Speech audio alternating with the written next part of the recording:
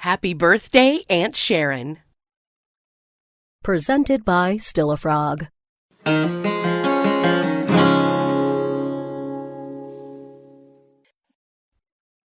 My Aunt Sharon at 58 years old was the quintessential prude. And I say that without knowing anything about her sex life or lack thereof, although I highly suspect the latter. But the way she dressed, gabardine in the middle of July, her little ivory clutch tucked in true church lady fashion against her side, pursed as though just having sucked on a Jolly Rancher, this lady was in need of some serious loosening up. My mother's older sister by 2 years, Aunt Sharon, I think somewhere along the way, became the self-appointed Nurse Ratched. Wild child that my mother was, if more than a couple of indiscreetly placed tattoos and an abruptly annulled Vegas marriage were any kind of indication, she needed some serious discipline, and well beyond the tough love variety. Lord knows my grandparents had thrown in the towel, raised the white flag, shuttered the windows, and slapped the close sign on the door. Yeah, they were pretty much done with Mom and her shenanigans before she was midway through her teens, so Big Sis dutifully took up the parental slack. Sharon had married young. I don't think she'd graduated high school yet. He was a middle linebacker with an instinct for ramming into things. It was no different when it came to his married life. My aunt stood in his way. He rammed right through her, whether it be with his hostile glances, cutting words, or sometimes even a fist. No one in the family ever intervened because, well, I guess that's just not what they did back then. Fate, on the other hand, didn't give a damn, so Sharon's middle linebacker hubby was killed while driving drunk when he was just 40. Permanently benched, so to speak. Karma can be a real bitch. After that, Sharon became aggressively judgmental, annoyingly holier than thou, far more churchy than she'd ever been. Mom certainly tried. One time, not too long ago, I remember she invited Aunt Sharon on a bus trip to the casino. It sounded fun. Sure, playing the slots with a bunch of track shoe-clad, white-haired, midriff-bulging, card-carrying AARP members. Perhaps not my cup of tea, but certainly for a veritable shut-in widow, it had to be an adventure, right? To hear my mother tell it, Sharon sermonized a scantily clad young waitress nearly to death, scolded some poor man for smoking where he wasn't supposed to, and essentially staked out a sentinel position from which to disapprove of everyone's behavior all at the same time. I don't know what's with her. Has she really always been this much of a buzzkill, Mom groaned. And Sharon's never exactly been the life of the party, I snickered. That's it, my mother burst out. What's it? Your aunt's birthday. We're going to throw a no-holds-barred, spike-the-punch, hide-the-lampshades, and break-out-the-pasties party, she smirked in her devilish, cockeyed way. Mom! Seriously, she's only 58 frickin' years old, and I swear our 92-year-old Aunt Elba has more spunk than her. At least Elba's probably managed to get laid sometime within the past 2 decades. Mom! I gasped again. But wait, seriously though, you don't think Aunt Sharon's had sex in like 20 years? Son of a bitch husband of hers died at 40, no boyfriend of which to speak since. You do the math, my mother wryly explained. What your aunt needs is a party to end all parties, and a little banana in her fruit salad, if you know what I mean. Mother! Now, how we were going to throw a rager, apparently bordering on orgy, for a 60-year-old woman, I hadn't the faintest clue. I was pretty much set to leave that all up to my mother, a.k.a. the Paris Hilton of her generation, until... So here's the deal. I was dating a younger man. Not Mary Kay Letourneau younger, mind you. I'm not a junior high teacher. I was just 6 years older than him. He had a very interesting job. That's the adjective I want here. Yeah, let's go with it. The interesting job in question, exotic dancer. He was a stripper. There's definitely been a reinvigorated interest in male dancers since the success of the Magic Mike franchise. Needless to say, it wasn't quite as glamorous as the film. I mean, the MC was a far cry from Matthew McConaughey, but it was still pretty hot, and my boyfriend... Ladies, stand down is all I have to say. Dating a stripper, though, certainly had its challenges. This was a guy whose rent money came by way of cash stuffed into his G-string by half-inebriated middle-aged women in a sketchy part of town. But I was never the jealous type. I was cool with it. We did avoid any and all discussion of full Monty lap dances, however, and while I'd gone to see one of his shows, I refrained from attending any thereafter. Some things were just better left in that separate, non-couple sphere.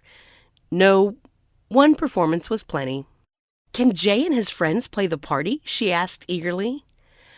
"No, Mom, I'm pretty sure play is not the right word in this context. I am not asking my boyfriend to strip in front of a bunch of old women, one of whom is my mother, for crying out loud." "Please, for me. Okay, if not for me, for Aunt Sharon. My mother's voice got quiet. "I'm worried about her, and I want her to have a life again, or maybe for the first time ever. She's done so much for me. I want to do this for her. And while a party graced by male strippers may not change her life, it's a step. Who knows, maybe she'll run screaming, or just maybe we can figure out how to get her to take another one from there." Well, gee, that was easy to say no to. The aforementioned Jay was game. In fact, more than game, he was downright giddy about the prospect of performing in front of this geriatric gathering of prospective female groupies.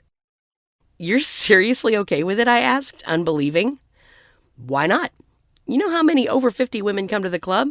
Hell, without them, my tips wouldn't amount to even enough for a Happy Meal." I really needed to rethink this relationship, but he was just so damn good looking. Not to mention he was one of the sweetest and most thoughtful men I'd ever dated. You'd think he wouldn't know much about how to treat women, or even about how to talk to them. But that wasn't true at all. Most nights, in fact, we stayed up talking until 2 or 3 in the morning. He listened, and his advice, whether it be about dealing with a catty coworker or what to say to my brother about his upcoming wedding, given I couldn't stand his bitch of a fiancé, was always somehow exactly what I needed to hear. But stripping in front of my mother and my aunt, Sister Sharon of the eternally pursed lips and perpetual condemnation, now that was another thing altogether. Exasperatedly, I agreed. And I don't know if exasperatedly is a word, but for crying out loud, it was how I felt because Mom was so persistent.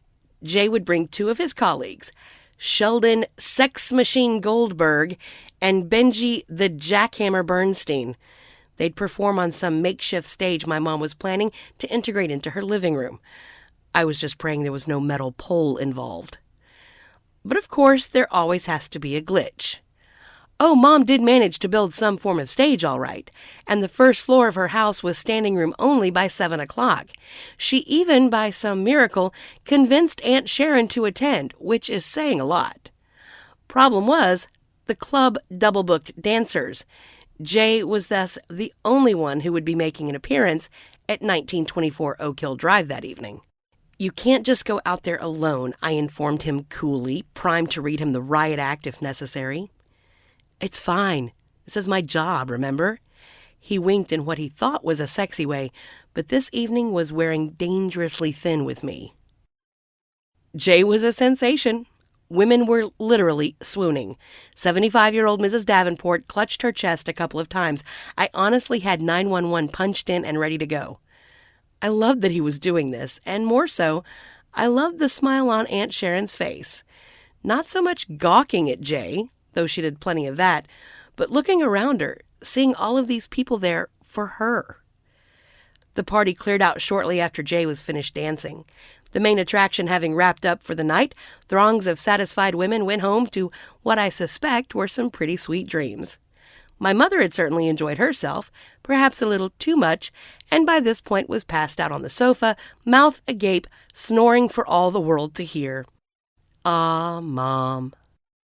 Jay had run back to the club to check in and then was meeting me at my house later, leaving Aunt Sharon and me to start the long, slow cleanup process.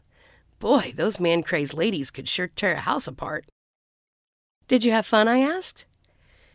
"You know, I really did," she answered, seeming surprised. "I'm glad," I said, through a yawn. "I had a chance to chat with Jay a little bit ago," she began. "Nice young man." "I kinda like him," I smiled.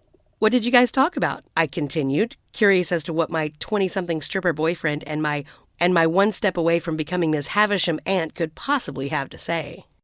"He asked me, why are you sitting on the sidelines? What are you waiting for?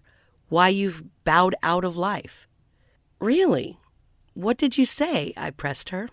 I told him I hadn't bowed out of life. It was that I had responsibilities, and he said that lots of people have responsibilities. And I prodded some more. I told him that I'd been hurt, more so than I cared to rehash or certainly relive. I just don't want to be hurt again. And he told me the worst the hurt can do is kill me, and we're all going to die anyway. So what was I waiting for?